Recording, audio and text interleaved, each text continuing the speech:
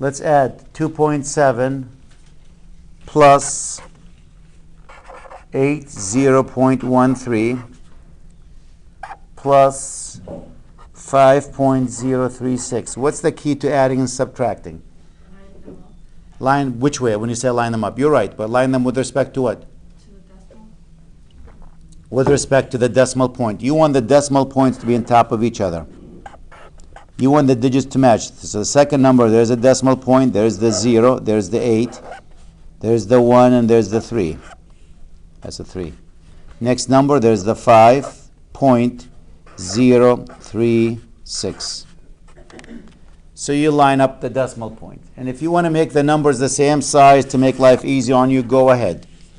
If you're missing anything, so this one had 3 digits, let's make them all 3. You can. This has 2 digits, let's make them all 2 digits. You can if you want to.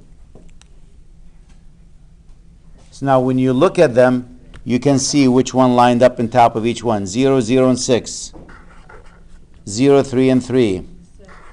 7, 1, and 0. 8. 2 and 5. 7. 8 and nothing is 8. 87.866. So basically you put that decimal point here and you treat them just like if the decimal point was not there when you add them. Let me try another one. I want to add 3.367 plus 5 plus 0.143.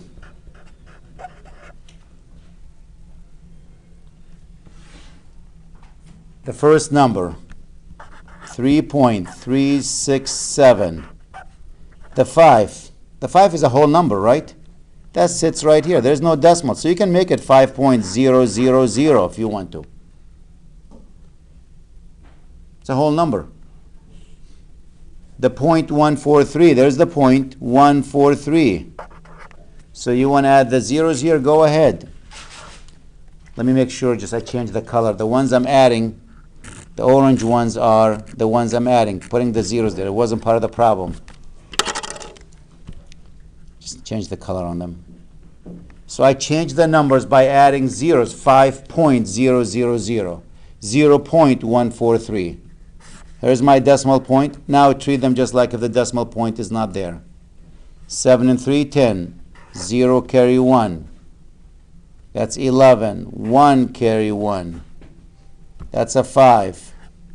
3, 5, and 0, that's an 8. 8.510.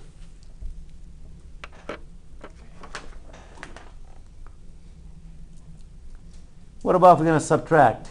The same thing. Line up the decimal point.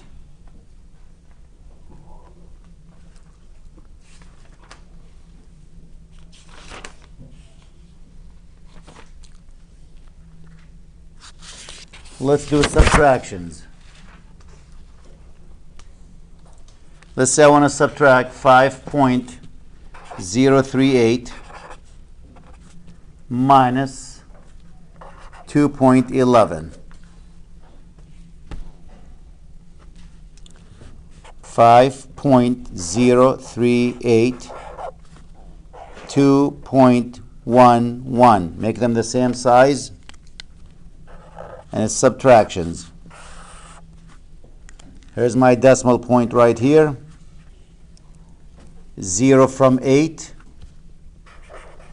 1 from 3. 1 from 0. You can't. So this becomes what? 4, and that becomes 10. 1 from 10. 9. 2 from 4. 2.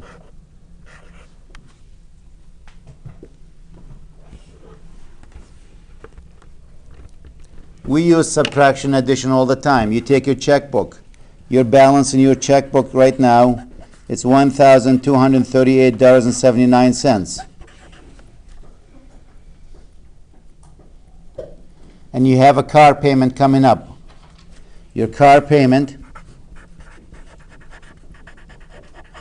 is $327.98. What is your new balance?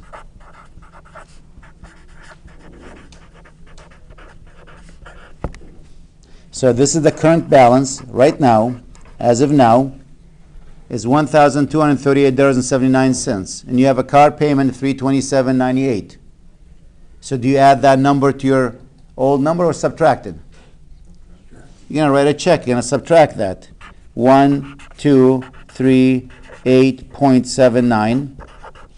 You wanna subtract from it 327.98.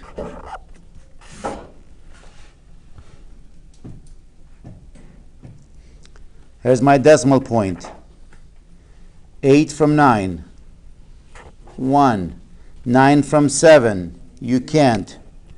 This becomes 7, that's 17. 9 from 17. How about 8? 0 from 7 from 7. 0. 2 from 3. 3 from 2. You can't. This will turn to 0, that becomes 12. 3 from 12. 9. Your new balance now, it's $910.81. And if you get paid, let's say $314.43, then you add that number to it.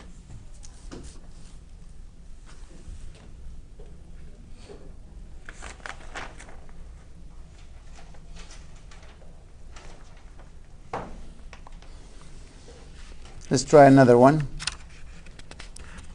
Addition, subtraction. We're almost done with it.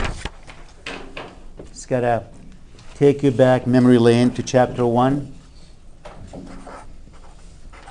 0.4 minus 0.17 plus 0.082.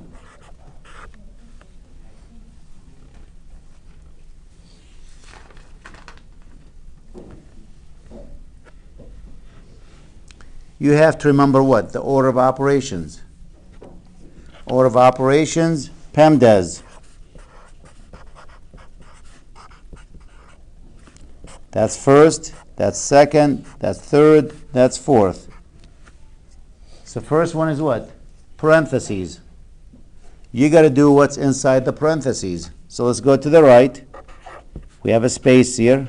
And let's add what's inside the parentheses.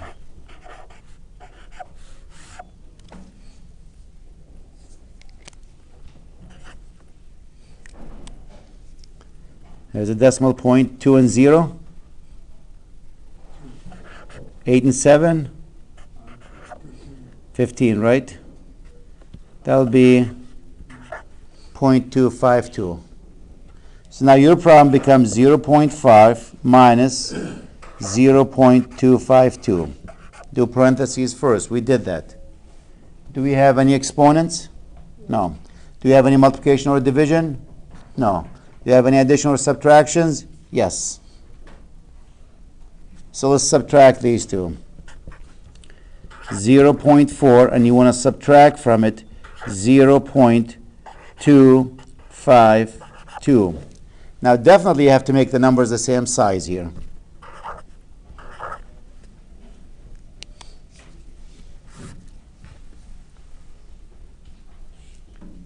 Two from 0 you can't. 5 from 0, so you can't. I got to borrow one.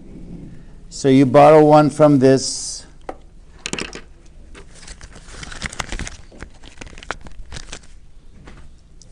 If you borrow one from this will turn to what? 3,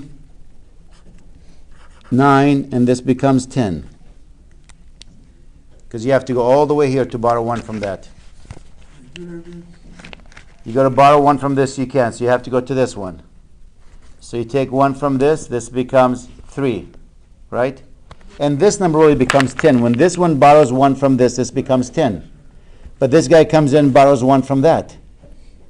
So this guy becomes 10, and this one will turn to 9. It's like you going, hey, I only got, this guy has only $100 bills. That's the best way to see it. This guy carries only 10s and this is 1s. So you go to this guy, can I borrow $1? I don't know, I only carry 10s. I don't have anything. But wait a minute, let me go to my neighbor. He borrows 1 from that. So he's borrowed what? $100. So this guy, notice that's the 100. Well, the bigger value. If you look at the number this way. If you look from this end, that's the 1s, the 10s, the 100. You got to borrow $100 from this guy. So now if you have 100, this guy, can I borrow 1? Well, so when he takes them, because he only carries 10, $100 is going to change it to 10 10s. You borrow 1 from him. This guy becomes $10 and this guy will go to 90. So that's what happened with that one. 2 from 10, which is what? 8. 5 from 9. 2 from 3. And that's your answer.